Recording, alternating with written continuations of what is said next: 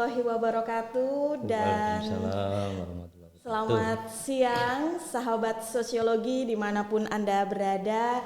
Alhamdulillah pada kesempatan yang baik pada hari ini podcast Sosiologi Sinergi akan melanjutkan episode bersama narasumber yang berkompetensi di bidangnya.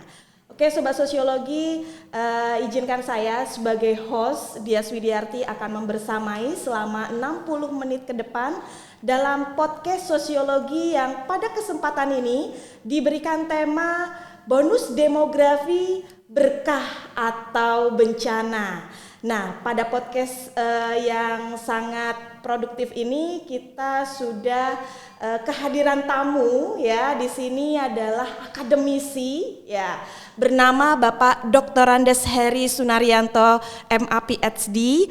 Halo Bapak Heri, bagaimana kabarnya pada pagi hari ini? Alhamdulillah sehat. Alhamdulillah sehat. Terima kasih Bapak telah memenuhi undangan podcast Sosiologi Sinergi.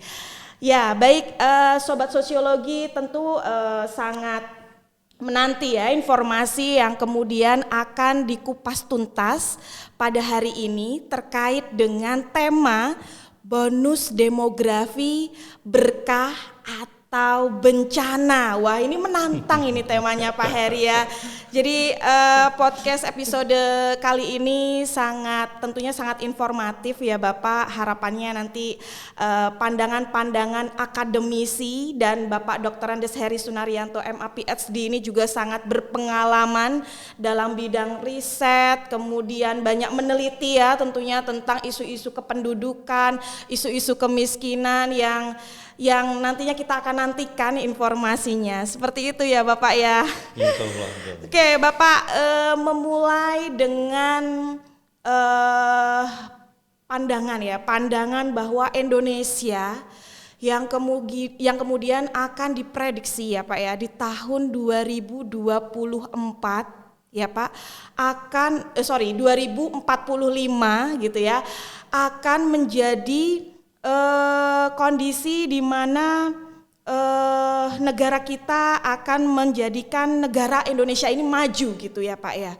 Nah di tahun tersebut Bapak kita juga tentunya saat ini kita sudah menghadapi ya Pak ya apa yang sering berkembang gitu ya isu-isu tentang bonus demografi gitu. Apa sih Pak Heri pandangan akademisi ya khususnya Pak Heri yang sudah sangat membidangi isu-isu demografi terkait dengan informasinya. Monggo Bapak bisa dijelaskan. Oke, terima kasih. Assalamualaikum warahmatullahi wabarakatuh. Selamat pagi Sobat Sosiologi.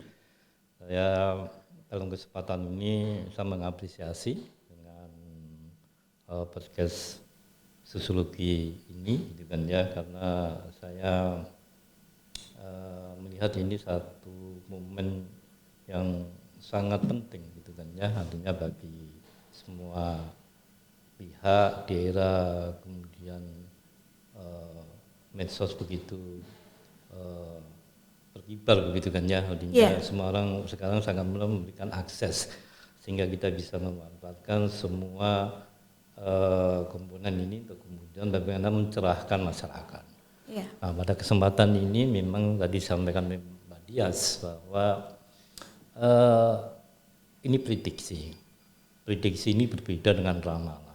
Jadi ini lebih kepada sebuah projection yang berdasarkan data dan kondisi yang diharapkan dengan memanfaatkan kondisi itu Indonesia diharapkan pada tahun 2040 ini benar-benar naik tingkat kelasnya itu menjadi negara maju. Negara maju. Tentu ini butuh persiapan ya, dari segala aspek kehidupan dan yang kemudian beberapa peluang yang harus kemudian istilahnya dieksploitasi sehingga ini benar-benar bermanfaat untuk kemudian sampai menuju ke Indonesia maju.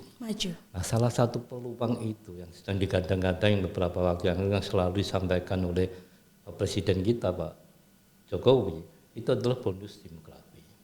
Nah, bonus demografi ini adalah istilah saintifik di kalangan para demografer gitu kan ya. Sehingga memang bahasanya itu kemudian bagi orang awam ini apa sih bonus demografi itu? Kan begitu. Nah, ini bonus demografi ini sering disebut juga dengan demographic window of opportunity. ini kesempatan window itu kan nggak seluruh ya, hanya celah. Hanya celah gitu ya ini Pak ada ya. celah kondisi demografi, kondisi kependudukan yang itu kalau bisa termanfaatkan dengan baik, itu maka itu akan membawa berkah. Berkah ini yang disebut dengan bonus. Berkah itu bonus gitu ya Pak ya maksudnya. Gitu. Oke. Tetapi kalau kemudian celah demografi ini ya tidak termanfaatkan, terintervensi dengan baik, maka ini justru akan berbalik, bukan menjadi berkah atau bonus, tapi juga malah menjadi bencana. Hanya bencana tadinya masalah lah. Masalah, problem masalah. Ya Pak ya, betul. Dengan kata lain kalau kita kaitkan misalkan tadi dengan capaian Indonesia di 2040 itu menjadi negara maju, ini akan sangat mengganggu. Bahkan tidak menutup kemungkinan ini kemudian membatalkan gitu kan ya, naik kelasnya Indonesia menjadi negara maju. Nah kemudian apa sih bonus demografi? Jadi bonus demografi ini adalah satu kondisi atau momentum gitu kan ya, satu momentum saya sebut dengan celah demografi itu yang ditandai dengan 50% jumlah penduduk usia produktif. Usia produktif, usia bekerja 15 sampai 64 itu jumlahnya 2 kali lipat daripada jumlah penduduk yang tidak produktif. Jumlah penduduk yang tidak produktif itu adalah penduduk yang usianya 0 sampai 14 tahun karena dia belum bisa bekerja, dan penduduk yang usia lansia 64 tahun ke atas. Itu menjadi misalnya itu menjadi usia ketergantungan karena mereka sudah tidak bekerja tapi masih hidup. Nah, siapa yang menghidupi ini adalah yang umur 15 sampai 64 kita sebut dengan usia produktif. Jadi bonus demografi ini adalah rasio ya, ketergantungan gitu kan ya, penduduk yang tidak produktif dengan penduduk yang produktif. Nah, dengan bahasa yang simpel begini. Jadi bonus demografi ini, jadi kondisi yang celah tadi disebut dengan window of opportunity itu tadi, itu menjadi bonus itu kalau secara demografi usia penduduk yang produktif itu 2 kali lipat dibandingkan dengan penduduk yang tidak produktif. Jadi 1:2. Apa kemudian ini maknanya? Maknanya itu kalau kemudian segala persyaratan itu dipenuhi, dengan kata lain misalnya bahwa yang umur 15 sampai 64 yang produktif ini bekerja, maka dia akan menanggung yang tidak bekerja. Tetapi ini baru namanya bonus. Tapi kalau kemudian tiga-tiganya itu yang produktif mau tidak produktif itu juga tidak bekerja, ini menjadi masalah, menjadi bencana itu. Jadi dengan kata lain 2 orang bekerja menanggung satu orang yang tidak bekerja ya Pak ya. Nah kondisi sekarang ini di Indonesia 1 orang bekerja, 1 orang tidak bekerja, bandingannya begitu. Sehingga kita tidak punya kelebihan pendapatan yang itu kemudian akan menyumbang pada pertumbuhan ekonomi, impas gitulah. Dan besok itu ketika kita masuk ke bonus demografi itu 2 orang bekerja nanggung 1, jadi ada 1 pendapatan yang bisa disetting, yang bisa digunakan dieksploitasi untuk investasi pembangunan. Ini yang kemudian diharapkan akan mendorong Indonesia kemudian maju sampai 2040 itu menjadi negara maju. Jadi simpelnya seperti itu. 2 orang bekerja menanggung 1 orang tidak bekerja. Itu baru bonus. Bonus demografi. Tapi kalau 3-tiganya tidak bekerja, ini masalah gitu ya Pak ya. Nah, oleh karena itu kemudian apa yang harus dilakukan ya bagaimana supaya umur produktif ini 15 sampai 64 itu benar-benar produktif, bekerja. Ini upaya yang mesti dilakukan oleh semua pihak. Nah, kalau kita lihat kapan sebenarnya kemudian Indonesia mendapatkan bonus demografi ini, dari data terakhir itu ada pergeseran. Harusnya 2020 masuk gitu kan ya sampai 2035. Tapi karena ada situasi kemudian ini bergeser. Jadi Indonesia akan masuk bonus demografi mulai tahun 2024 ini dan puncaknya nanti di 2035 2040 gitu ya Pak. Wah, ini menarik ini Pak. Jadi kurun waktu selama 10 tahun ini at least 2004 sampai 35 gitu kan ya. Itu harus dimanfaatkan sebesar-besarnya, seoptimal mungkin sehingga nanti itu punya dampak kemudian meningkatkan kualitas, meningkatkan ekonomi Indonesia sehingga Indonesia bisa menjadi negara maju. Negara maju. Nah ini menarik pembahasan kita ya Pak pada topik kita kali ini. Boleh Pak didekatkan lagi mic-nya dan lebih nyaman lagi posisinya, nanti ini bisa diedit. Gitu ya. Oke, lebih dekat lagi dengan mic. Oke, tadi Bapak Heri sudah menjelaskan tentang bagaimana kondisi usia gitu ya Pak. Di mana usia produktif itu antara umur 15 sampai 64 tahun gitu ya. Dan usia tidak produktif itu di umur 65 tahun ke atas atau kemudian dia lansia gitu ya. Dan yang di bawah. Dan 0 sampai 14 tahun ya itu memang karena kondisi mereka masih bersekolah gitu ya Pak, usia-usia tersebut di 0 sampai 14 tahun. Nah, ketika kita tadi menjelaskan bahwa tadi Bapak menjelaskan untuk ini pentingnya peran berbagai pihak gitu ya dalam menanggapi isu bonus demografi gitu ya, karena Indonesia tentunya saat ini juga sudah banyak berjibaku ya Pak ya, negara-negara berkembang, salah satunya Indonesia ini juga sangat banyak memprioritaskan kegiatan-kegiatan atau program-program gitu. Nah, seperti apa pandangan Pak Heri terkait dengan peran gitu ya, peran dari pemerintah atau peran dari stakeholder untuk menanggapi isu bonus demografi ini Bapak?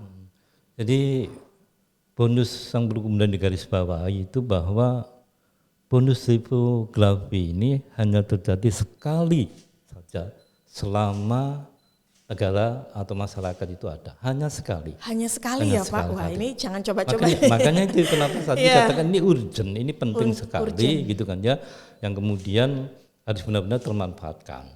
Kalau tidak ini sekali begitu lewat, kita masuk ke istilahnya aging population, masuk kepada situasi kependudukan yang dimana dominasi orang tua itu banyak. Ya karena kita tahu karena ada kemajuan teknologi medis, kesehatan, pola hidup yang kemudian lebih di pola sehat sekarang ini kan ya, kemudian itu akan mendorong kemudian usia harapan hidupnya tinggi, kan gitu. Nah, ini akan kemudian ini menjadi penyebab kemudian salah satu bonus demografi ini. Jadi kalau kita melihat ini ada dua faktor yang menyebabkan kemudian bonus demografi ini terjadi. Yang pertama soal kelahiran. Total TFR, total fertility rate, jadi kelahiran total. Jadi rata-rata jumlah anak di dalam satu keluarga itu juga menjadi. Nah kalau kita lihat trennya di Indonesia maupun di Bengkulu sejak mulai tahun 1970 ketika program keluarga berencana dilakukan itu, awalnya itu rata-rata jumlah anak dalam satu keluarga itu 6 sampai 7 orang. Berarti TFR-nya itu di 5,8 segitu. Sekarang sudah turun menjadi 2,1 untuk Indonesia. Untuk di Bengkulu 2,21. Artinya itu rata-rata anak di dalam Soekarno sudah 2. Jadi jumlah usia 0-14 akan semakin kecil. Tadi karena akibat TFR yang sudah baik, tapi jumlah lansianya karena angka harapan hidupnya itu tinggi, itu akan banyak. Meningkat gitu kita akan menghadapi situasi, oleh karena itu bonus demografi harus benar-benar dimanfaatkan dengan baik. Nah, kemudian negara-negara mana sih yang sudah mungkin berhasil dalam memanfaatkan bonus demografi ini? Yaitu kalau di Asia gitu, yang awal negara-negara berkembang itu ya ada Korea Selatan, ada Jepang, ada Cina. Tiga negara ini yang kemudian mampu mengeksploitasi bonus demografi dan kemudian mengantarkan negara itu menjadi negara-negara maju seperti saat ini gitu ya. Nah, kemudian upaya apa yang harus dilakukan oleh pemerintah dalam ini negara ketika menghadapi situasi seperti itu? Tadi dikatakan misalnya bahwa itu akan menjadi bonus kalau usia produktifnya itu bekerja 15 sampai 64 itu. Ya, tapi kalau kemudian usia produktifnya ini tidak bekerja, misalnya menganggur, ini jadi masalah. Kalau saya katakan tadi, harusnya 2 orang bekerja menanggung satu orang. Kalau ini tidak sampai terpenuhi, maka kemudian yang terjadi adalah 3-tiganya tidak bekerja. Baik yang produktif maupun yang tidak produktif menjadi beban semua. Ini beban negara semua. Kembali ke negara gitu ya Pak ya, bebannya gitu ya. Oleh karena itu bagaimana kemudian upaya negara Parameternya apa? Parameternya supaya dia bekerja ya kita harus mencermati kemudian tingkat pengangguran. Kan begitu, ukurannya begitu. Tingkat pengangguran kita sebenarnya masih aman lah, artinya masih di bawah 5 lah. Sekarang mungkin sekitar 4,9 lah gitu kan ya. Kalau di Bengkulu relatif aman 3,9. Nah, tapi ini saja tidak cukup gitu kan ya. Karena itu kan kita bicara pengangguran terbuka. Kalau kita bicara kemudian pola situasi labor market pasar kerja di kita itu kan kebanyakan kita ini masih bekerja di sektor informal, bekerja tapi di sektor informal gitu, bukan di formal, ya gitu ya. Harapannya ini karena apa, kerja di sektor informal itu rentan, ya rentan dan pendidikan kerja di sektor informal itu tidak bisa kemudian seperti kerja di formal, itu akan menjamin ke depannya. Kalau kerja sektor informal itu ya nggak ada pensiun kayak misalkan yang kerja-kerja di sektor pemerintahan formal, gitu ya Pak ya. Nah, ya ini yang kemudian harus diantisipasi oleh pemerintah, upaya-upaya seperti itu. Nah, lanjut untuk kemudian menurunkan pengangguran itu mau tidak mau kita harus meningkatkan kualitas sumber daya manusia. Ini PR kita. Jadi kalau kita bicara soal pembangunan itu kan ada 2 parameter. Ya, yang mengukur pembangunan itu berhasil atau tidak. Satunya adalah pengangguran itu harus mampu menciptakan kualitas sumber daya manusia yang baik, gitu ya. Yang satu lagi, pembangunan itu harus mampu kemudian menurunkan pengangguran dan kemiskinan. Maka kemiskinan ini menjadi parameter utama dalam pembangunan. Siapapun rejimnya, siapapun negaranya, dimanapun negaranya, apakah kemudian negara atau rejim itu membangun, kita lihat angka kemiskinannya. Kalau angka kemiskinannya itu tinggi seperti di negara-negara Eropa, Afrika sampai 70%, itu pasti pembangunannya nggak ada. Ya. Apalagi kalau kemudian ada satu daerah yang angka kemiskinannya malah meningkat bukan menurun, berarti ini nggak ada pembangunan. Itu meskipun jalannya bagus, stagnan gitu ya Pak ya. Stadionnya bagus, tapi mallnya banyak. Tapi kalau kemudian angka kemiskinannya itu tidak menurun, itu tidak ada pembangunan. Tidak progres gitu ya Pak ya. Ketika kita bicara kemudian kualitas sumber daya manusia, ini kan core-nya orang bekerja itu butuh kualitas. Kan begitu, kalau orangnya nggak berkualitas pasti susah untuk bekerja. Karena apa? Karena sebenarnya apa sih kemudian misalnya saya Mbak Dias ini dikatakan sebagai sumber daya yang berkualitas, kita ini sebagai manusia yang berkualitas, itu ukurannya apa? Ini sering dikatakan, tapi orang kadang-kadang nggak tahu parameternya apa sih, jangan kualitas apa cantik, apa badannya gede. Indikator gitu ya. Indikatornya itu apa? Itu sering kemudian ini tidak tercermati. Ya, secara kemudian akademik, secara teoritik, ada 3 parameter untuk menentukan apakah seseorang itu berkualitas atau tidak. Apakah Mbak Dias saya ini berkualitas atau tidak, itu ada 3 parameter. Ya, yang kita sebut sering kita sebut dengan Human Quality Index, HQI, atau kita bahasa di kita ada indeks pembangunan manusia, indeks IPM. Pembangunan manusia. Itu apa sih ukurannya? 1 adalah pendidikan. 2 kesehatan. Kemudian 3 itu daya beli masyarakat. Nah, konsumsi gitu ya konsumsi, Pak ya. Artinya masyarakat punya kemampuan untuk kemudian beli makanan, beli kebutuhan sandang pangan papan gitu ya Pak ya. Itu ukurannya begitu, sehingga itu terkait dengan pekerjaan itu tadi. Lalu pendidikan ini ukurannya apa? Kan gitu. Disepakati bahwa ukuran pendidikan ini adalah year of schooling. Year of schooling itu adalah lamanya sekolah. Ya, kita pakainya itu tidak kelulusan, bukan lulus SD, lulus SMP, lulus SMA, pakai misalkan angka partisipasi Munida itu, tapi lamanya sekolah gitu ya. Ya, jadi kalau kelas 1 SD 1, kelas 2, 2, 3, 4, 5, kalau perguruan tinggi berarti 14 ya. Ya, karena 12 itu kan SMA, lulus SMA 13 tahun, sekolahnya lamanya diploma 1 itu 14 gitu kan ya, dan seterusnya sampai ke itu. Nah, kalau kita lihat datanya kenapa ini menjadi penting dan menjadi perhatian semua pihak, karena year of schooling di Indonesia itu baru 8,4, 8 tahun 4 bulan. Artinya kalau 8 tahun 4 bulan itu kan kalau kita lihat pendidikannya itu kan baru SMP kelas 2 ya. Ya karena 6 tahun itu lulus SD. 7 tahun itu SMP kelas 1. 8 tahun SMP kelas 2. Jadi rata-rata penduduk kita tuh baru SMP kelas 2. 4 bulan di kelasnya. Jadi kalau kita lihat ijazahnya, rata-rata penduduk kita tuh SD. Lalu bagaimana kemudian dengan kualitas pendidikan SD itu mampu kemudian memanfaatkan bonus demografi itu? Betul. Kalau orang dengan ijazah SD hari ini loh ya, sarjana aja susah cari pekerjaan, apalagi yang SD itu bisa kerja apa? Iya betul. Ya, nah ini yang kemudian harus diintervensi. Tuh, misalnya begitu kan ya. Nah, kemudian yang kedua adalah soal angka harapan hidup, yang kita sebut ya, angka life expectancy. Angka harapan hidup kita ternyata semakin naik bagus gitu kan ya. Pada tahun-tahun 70 itu angka harapan hidup orang Indonesia itu 55 tahun.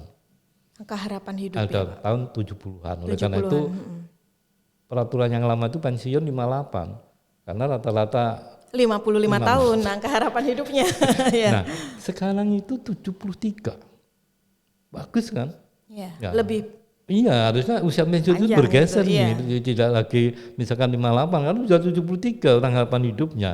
Ya ini kan karena kemajuan ya pola hidup, kemudian teknologi medis. Kenapa kita pakai angka harapan hidup? Angka harapan hidup itu diukur dari tahun ketika seseorang itu lahir. Jadi harapan hidup Mbak, ya saya dengan mungkin sahabat-sahabat sosiologi ini berbeda tergantung tahunnya. Kalau saya lahir tahun 60-an, pada tahun 60-an itu kondisi kesehatan Indonesia kayak apa? Ya, betul. Sehingga harapan hidup saya dengan harapan hidup misalkan berbeda gitu ya, Pak? Dengan anak yang lahir tahun 2022 itu sangat berbeda harapan hidupnya. Kan gitu. Nah, kenapa pakai itu gitu kan ya? Sehingga kemudian orang yang tahun 60 lahir ya harapan hidupnya ya 60. Jadi kalau usia saya sudah 60 lebih itu bonus. Begitu kan ya, kan karena harapan hidupnya berbeda seperti ini. Nah, ya. kemudian aspek ini harus dikuatkan, gitu kan ya, supaya kemudian semakin sehat, pola hidupnya semakin baik dan seterusnya. Karena itu tadi, kalau ini rendah, kualitasnya buruk. Karena kita itu dikatakan berkualitas itu kalau pendidikannya baik. Pendidikannya baik. Kesehatannya prima. Artinya nggak sakit-sakitan dan kemudian punya pekerjaan yang mapan. Sehingga mampu bisa memenuhi kebutuhan itu, daya belinya meningkat. Ya, ini sifatnya itu komposit. Nggak boleh misalkan saya ini pendidikannya doktor S3. Ya, kemudian dari segi pendapatan ya saya doktor golongan 4 kan mesti besar pendapatannya. Kesehatan saya gimana? Kalau misalnya ini enggak, tiap satu minggu saya cuci darah begitu, saya ini enggak berkualitas. Ada orang yang pendapatannya tinggi, kesehatannya prima, tetapi pendidikannya rendah, ini juga tidak berkualitas. Itu makna komposit itu. Sehingga tiga-tiganya itu harus berimbang, pendidikannya tinggi, kesehatannya prima, pendapatannya mapan. Nah ini baru berkualitas. Inilah yang kita sebut dengan IPM itu. Kalau kemudian ini terpenuhi, maka yang 15 sampai 64 itu diharapkan siap untuk bekerja. Sehat, pendidikan mapan, pendidikannya kemudian mampu bekerja dengan baik. Saya katakan siap karena apa? Karena belum tentu. Ya kalau dapat pekerjaan. Betul. Karena sekarang ini kan isunya educated unemployment. Pendidik, pengangguran terdidik.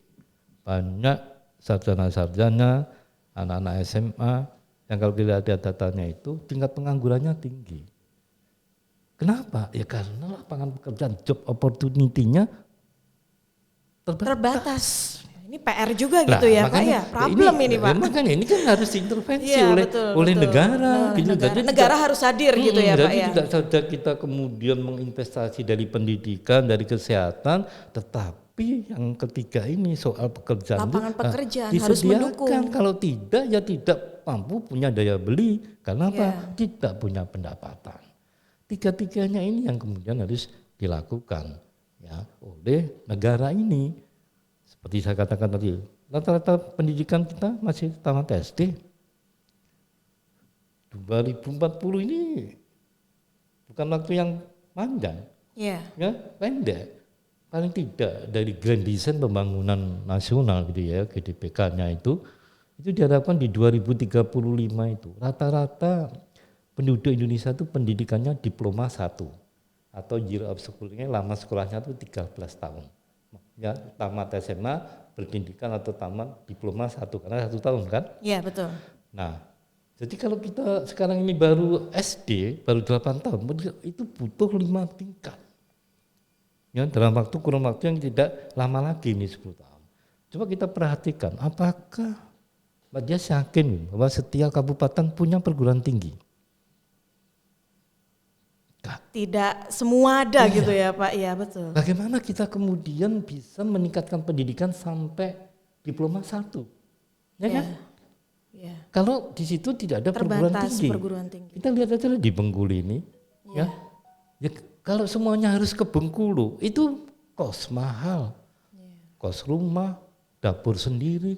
Coba kalau teman-teman penduduk yang di muka-muka bisa sekolah di muka-muka lah sampai perguruan tinggi, nggak perlu ke Bengkulu, kan lebih murah itu. Ya, karena di lokalnya mendukung. Jadi gitu banyak ya Pak. Kemudian yang tidak bisa sekolah itu bukan karena ketidakmampuan otaknya, tidak mampu karena biayanya, bayar kos, transportasi itu loh. Nah ini kan harus dilakukan oleh semua pemerintah pada level kabupaten, supaya semua punya kesempatan untuk kemudian minimal kalau nggak ada perguruan tinggi ya sarana prasarana itu ya Pak, mendukung tinggi akademisi lah, gitu ya, akademik lah sampai D3 itu harus dilakukan. Ya, sehingga kalau ini tidak kemudian disadari, ya kita omong kosong ngomong soal peningkatan kualitas sumber daya manusia itu tadi. Bisa tercapai gitu. Iya. Nah ini kan harus dilakukan. Ya, makanya oleh karena apa yang sekali dicoba oleh negara. Negara harus kemudian benar-benar itu mengantisipasi bonus demografi ini kemudiannya di semua level. Di semua provinsi, iya, semua provinsi, kabupaten sampai ini. Kan? Dan ini kemudian untuk bisa seperti itu, pembangunan yang sinergi seperti ini dibutuhkan dengan bahasanya itu komitmen, political will. Jadi semua level kepemimpinan baik di semua level itu tadi memang punya pemahaman yang sama, punya komitmen yang sama tentang bonus demografi ini. Faktanya tidak semua memahami ini. Tidak semua kepala daerah kemudian paham soal bonus demografi. Mungkin dia tahu bonus demografi, tapi bagaimana kemudian mengintervensi, memanfaatkan yang celah yang terjadi hanya sekali dalam perjalanan sebuah bangsa itu bisa termanfaatkan, tidak semua orang tahu. Ya, kalau pada level kabupaten pimpinan kepala daerahnya nggak ngerti, apalagi kemudian dinas-dinasnya juga nggak mengerti, nggak ada komitmen itu. Ya artinya bonus demografi ada sebuah wacana yang kita diskusikan seperti ini, dan ini nggak ngefek. Mengalir saja gitu ya. Cuma sebatas ngomong-ngomong, jadi nggak ada. Ini yang kemudian harus dipahami oleh semua. Karena tanpa itu yang kita lakukan intervensi soal pendidikan kesehatan itu menjadi program yang ya asal aja. Kan ini harusnya benar-benar terinterpretasi itu terencana secara baik, terintegrasi, terkoordinasi, kan begitu. Sehingga betul ini akan tercapai betul. Ya. Dan semua level tahu.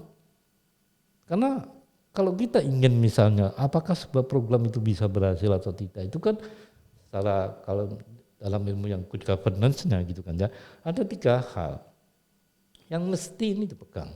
Yang pertama itu tadi, political will. Komitmen enggak mulai dari presiden sampai ke kepala desa. Komit enggak. Ya, bangun komitmen itu. Ya, pemahaman tentang komitmen yang kita bangun, pemahaman tentang bonus demografi itu tidak pada level cuman presiden, menteri dan jajarannya, tapi sampai ke kepala desa supaya tahu semua. Terstruktur gitu ya Pak. Iya. Jadi gerakannya itu bareng, tapi kalau Jakarta atau nasional teriak-teriak di kabupaten adem ayem, nggak nyambung itu.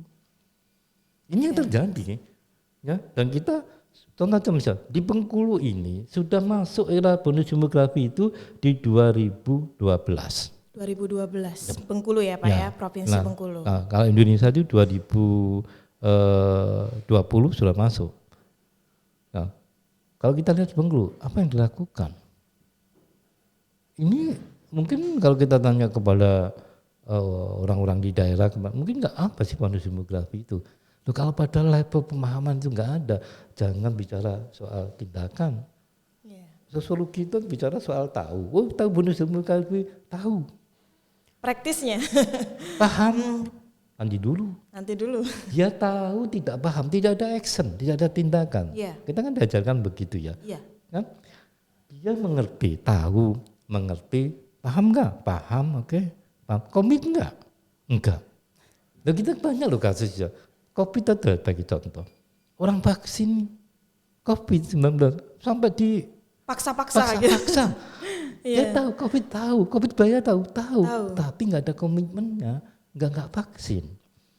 Ini yang kemudian harus dilakukan. Loh, kalau kemudian tahu enggak, gimana mau bertindak? Secara sosiologis nggak ada rumusnya itu. Orang bertindak tanpa tahu, tanpa mengerti, tanpa paham, kan begitu. Nah, ini yang kemudian jadi komitmen harus lakukan. Pertama itu. Yang kedua apa? Yang kedua itu pengorganisasian, well organized. Pengorganisasinya harus bagus, sangat disebut dengan terstruktur, sistematis dari pusat sampai ke desa.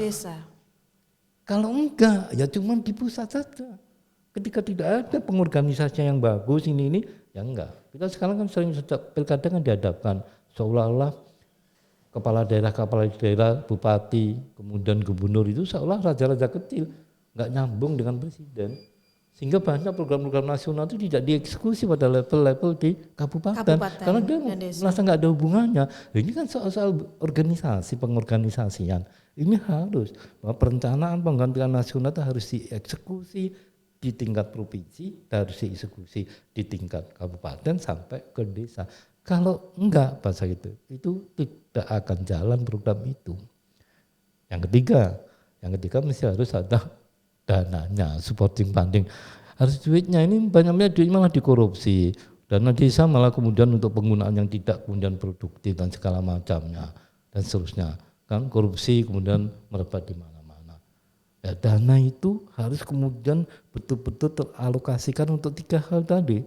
Investasi pendidikan, investasi kesehatan, kemudian investasi penciptaan lapangan pekerjaan. Kalau tidak, jangan ngomong soal kualitas sumber daya manusia. Jadi dana ini benar-benar harus terfokuskan. Jadi dalam perencanaan pembangunan itu harus ada skala prioritas betul dan itu dijalankan. Kan gitu, tidak kemudian ya suka-suka anggarannya hasil lobby-lobby. Enggak begitu. Yang kita sebut komitmen tadi loh, political will itu ya semua institusi, legislatif, yudikatif juga kemudian eksekutif. Semua harus jalan. Kalau enggak, lagi-lagi ini wacana saja, ya apa bonus demografi. Nah seperti ini upaya-upaya yang mesti harus dilakukan semuanya oleh kita semua. Makanya itu harus dilakukan. Nah ini kan saya contohkan tadi. Bengkulu sudah 2012, kamu tanyakan kepada kepala daerah tahu bonus demografi, karena kepala daerahnya nggak tahu, nggak ada komitmennya, karena nggak ada komitmen, nggak ada kemudian program-program yang itu. Kalau ada ya program-program sifatnya ya program yang tidak dalam bahasa perencanaan itu tidak dalam desain yang jelas, seperti itu. Kadang-kadang desainnya jelas cuma jadi dokumen aja, nggak pernah dijalankan. Nah, ini problemnya. Jadi seperti itu kira-kira. Iya, ini sangat menarik sekali ya. Jadi terkait dengan bonus demografi itu jangan membiarkan isu ini mengalir tanpa ada kejelasan gitu ya Pak. Tentunya betul. Dengan satu kata seperti podcast kita harus bersinergi gitu ya Pak ya. Dari semua elemen pemerintahan mulai dari struktur presiden hingga kepada pemerintah desa ini harus punya satu perspektif yang sama gitu ya, agar bisa menjalankan dan menangani 3 hal tadi ya Pak, pendidikan, kesehatan dan penyediaan lapangan pekerjaan agar bisa mendukung gitu ya Pak sumber daya manusia. Nah ini yang jadi tidak sangat sederhana isu ini ya Pak ya. Wah ini memang sangat tepat sekali ya podcast ini ya Pak ya. Harapannya ini bisa memberikan saran gitu ya, saran tentunya kepada pihak-pihak terkait. Nah terkait dengan ini juga Pak, tadi kita sudah banyak berbicara, nah ini kan kita berbicara usia-usia yang Pak Heri juga mengajar gitu ya. Betul. Sebagai dosen di jurusan Sosiologi Fakultas Ilmu Sosial dan Ilmu Politik Universitas Bengkulu. Nah ini kira-kira seperti apa Pak yang kemudian tadi dilihat bahwa pengangguran terdidik ya, kan ini banyak ya Pak ya. Nah ini kira-kira apa Pak yang kemungkinan yang bisa dilakukan oleh generasi-generasi yang mungkin disebut saat ini adalah generasi Z yang kemudian mendominasi usia dalam bonus demografi ini Bapak. Ya, sebelum kita menjelaskan itu ya, mari kita kemudian mencoba menarik ke belakang. Kenapa kemudian muncul pengangguran yang terdidik ini, kan, gitu kan ya, datanya seperti itu. Nah, menurut saya gitu kan ya, dalam pandangan saya ada kesalahan pemahaman tentang pendidikan ini, ya. Padahal kalau kita lihat perencanaan pendidikan gitu itu ya alumninya nggak kaleng-kaleng, Amerika kan gitu kan ya, Inggris, luar negeri semua lah kan. Tapi untuk saya ada begini, jadi mindset soal pendidikan ini. Jadi dalam pandangan orang awam kan gitu kan ya, pendidikan itu ya semua ini pengen sekolah ke yang kita sebut dengan professional school. Jadi kalau kita bicara pendidikan itu ada professional school, ya sekolah profesional dengan vocational school. Professional school itu produknya apa? Produknya adalah policy maker, pengambil kebijakan. Produknya adalah ya bahasanya manajer, direktur. Ya orang-orang yang akan mengambil policy, ya kebijakan.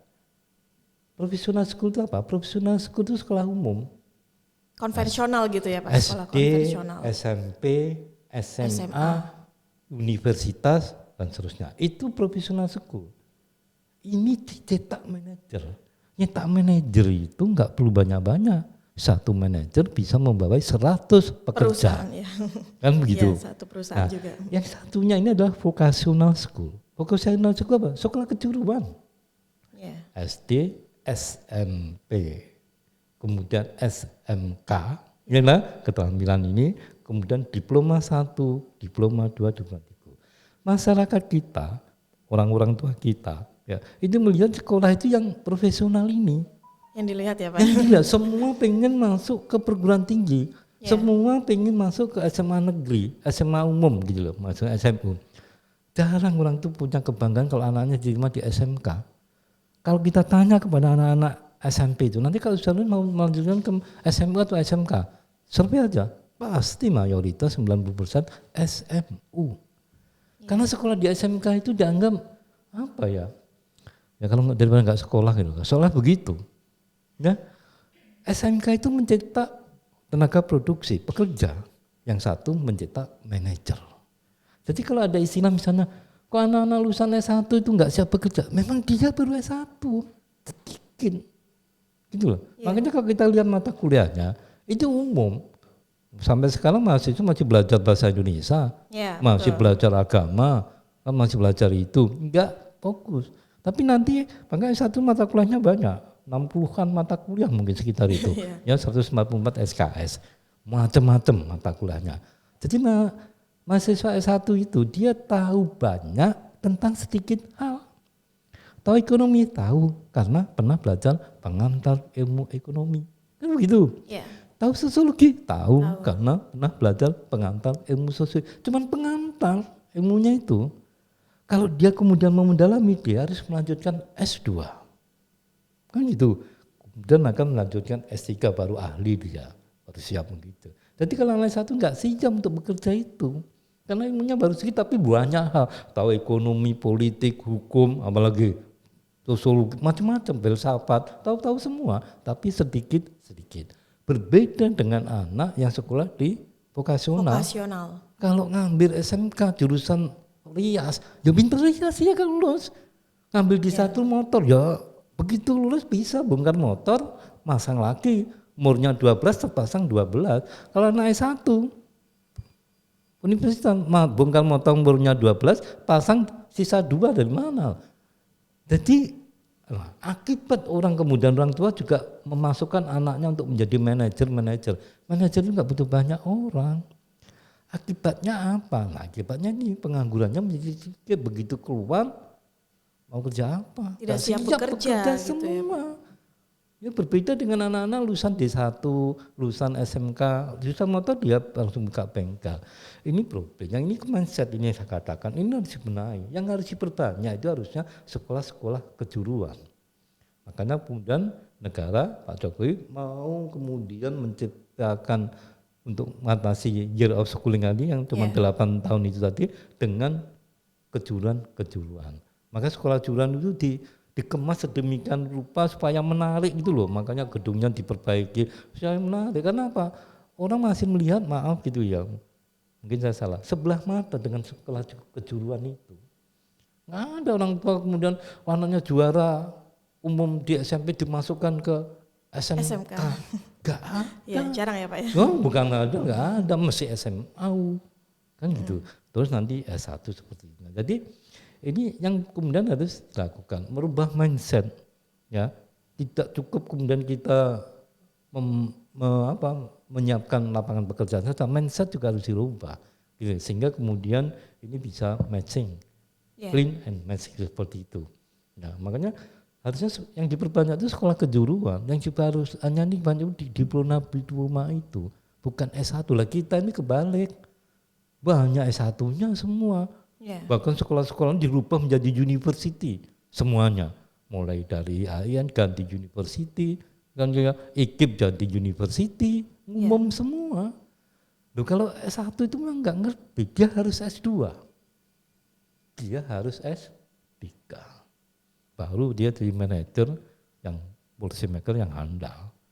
Nah, seperti itu. Jadi ini problem bagaimana kemudian mengatasi kemudian pengangguran itu, yaitu harus seperti itu sehingga penganggurannya bisa terkurang. Nah, tentu ini penciptaan lapangan pekerjaan nggak begitu mudah, ya, karena penciptaan lapangan pekerjaan itu terkait dengan kemampuan daerah untuk kemudian melakukan investasi. Nah, bagaimana kemampuan daerah itu melakukan investasi tergantung kemudian istilahnya tuh pertumbuhan ekonomi daerah itu berapa. Kalau pertumbuhan ekonominya itu di bawah 5, itu uang itu tidak, itu habis untuk kebutuhan istilahnya kebutuhan sehari-hari lah, teknis. Nggak ada sisa yang untuk investasi. Ya, bisa gitu. investasi. Nah, pertumbuhan ekonomi itu dalam bahasa yang simpel itu saving itu loh.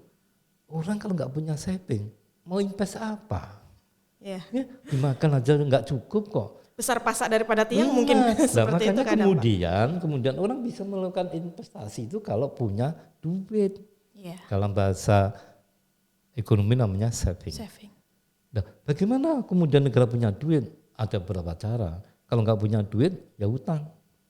Loh kan begitu, gitu loh. Nggak punya duit kok. Saya mau jualan, mau jual bakso. Nggak punya modal. Nggak punya modal, ya aku utang ke Mbak Dias kan.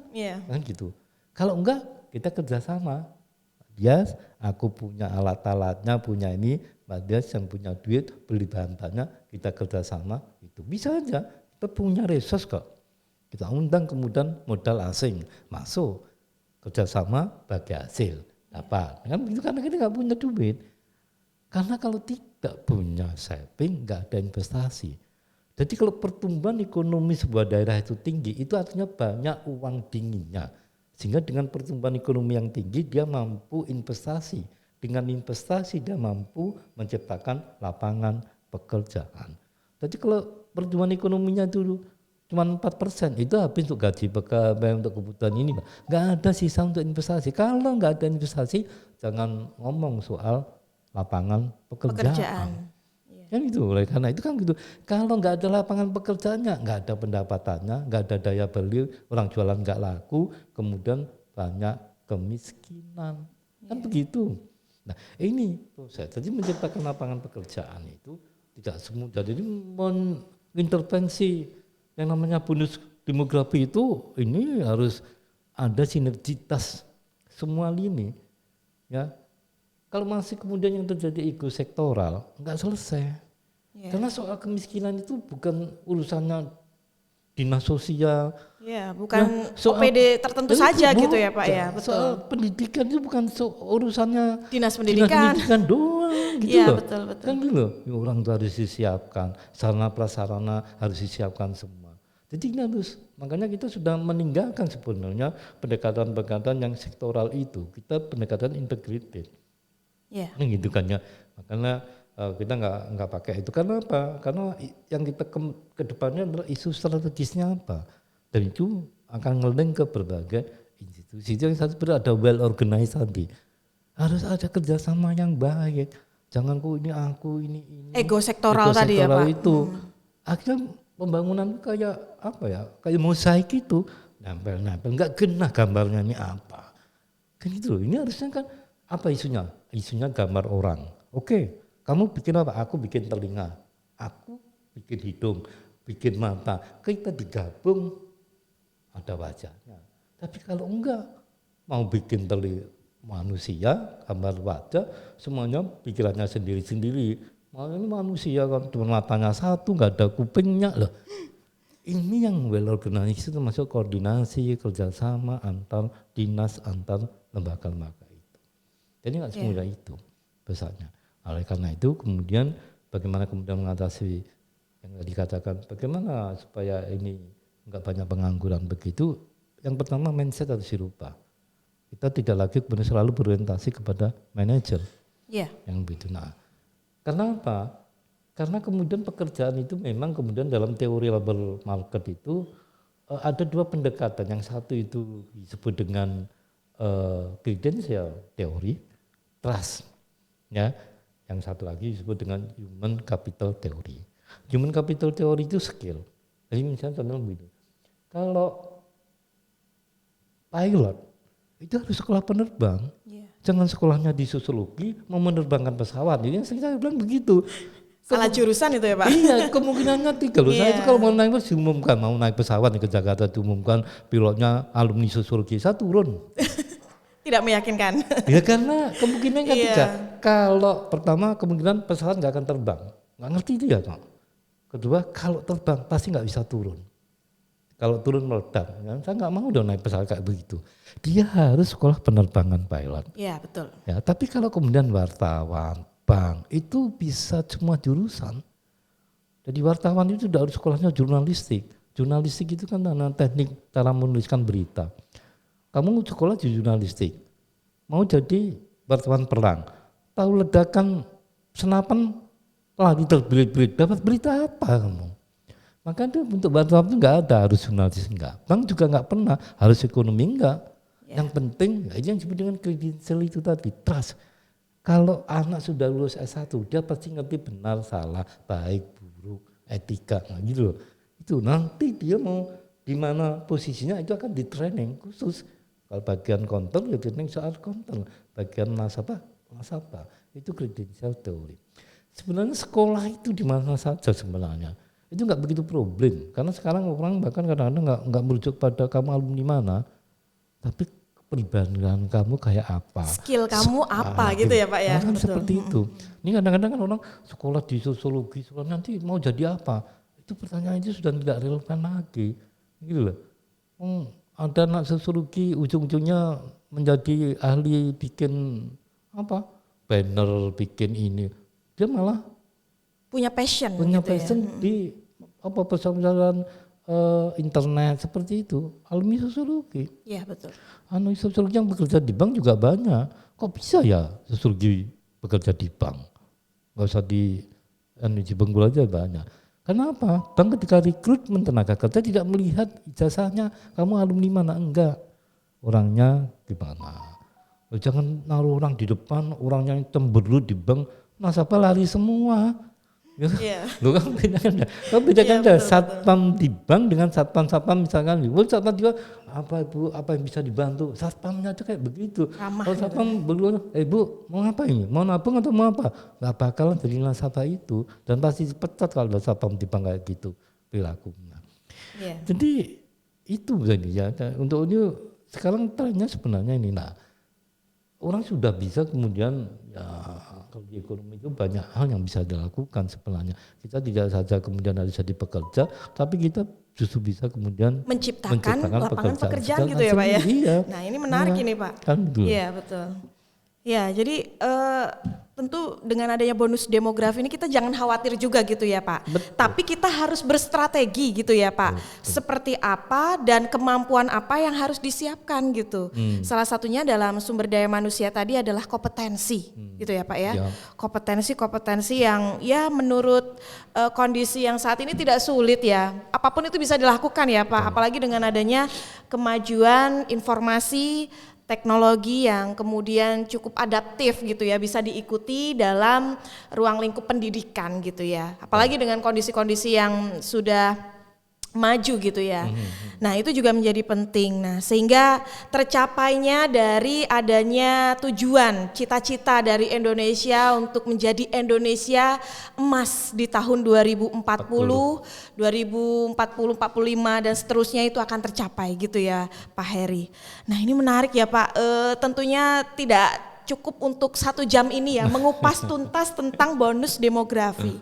Nah tentunya nanti akan ada episode lanjutan gitu ya Pak Heri ya sebagai pakar di isu demografi. Nah mungkin untuk closing statement ini Pak terkait dengan tema kita bahwa bonus demografi ini berkah atau bencana, boleh closing statementnya Pak Heri. Oke. Jadi sudah kita diskusikan, ini adalah sebuah kesempatan yang akan hadir cuma sekali ya. Dan kalau kita bisa kemudian membatalkan dengan baik, maka itu akan menjadi bonus. Kalau tidak, ini akan menjadi masalah.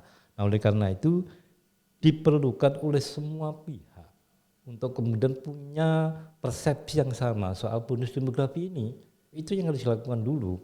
Ya katakanlah ya kalau enggak ya harus ada promosi tentang bonus demografi supaya semuanya sadar, sehingga semuanya menyatakan diri mengintervensi secara bersama-sama. Jadi butuh kemudian pemahaman yang sama apalagi pada level pengambil kebijakan. Nah, seterusnya kepada masyarakat soal bonus demografi. Kalau itu bisa dilakukan dan semua pengambil kebijakan punya persepsi yang sama, insya Allah kita akan memanfaatkan bonus demografi menjadi pijakan untuk kemudian menuju Indonesia maju 2040-2045, Indonesia Emas. Alhamdulillah ini nawaitunya bagus ya Pak ya. Semoga dari adanya closing statement dari Bapak Dr. Andes Heri Sunaryanto MA PhD ini bisa memberikan inspirasi bagi pendengar ya, bagi pemerhati yang kemudian menyimak podcast dari Sosiologi Sinergi. Dan tentunya Pak Heri juga kami mengucapkan terima kasih Bapak dari segenap kru yang bertugas pada hari ini. Terima kasih sudah memberikan inspirasi dan pencerahannya dengan tema-tema yang kemudian disajikan pada hari ini. Dan saya juga mohon maaf lahir batin Bapak bila dalam melakukan memandu acara ini banyak beberapa kendala dan kekurangannya. Dan tentu kepada Sobat Sosiologi pastikan bisa dinantikan kembali ya tema-tema dari podcast Sosiologi Sinergi, tentunya akan mengupas tuntas gitu ya dengan berbagai isu dan persoalan terkini dan terupdate. Gitu ya Pak Heri, terima kasih atas waktunya dan kita tutup dengan bersama-sama bersalam sosiologi sinergi ya Bapak. Dan semoga nawaitu yang kemudian dibicarakan pada hari ini bisa menjadi resolusi gitu ya untuk mendukung bagaimana sosial policy dalam mendukung bonus demografi. Salam sosiologi sinergi. Ya, terima kasih. Billahi taufiq wal hidayah. Wassalamualaikum warahmatullahi wabarakatuh. Dan selamat siang. Terima kasih Pak Heri. Sama-sama.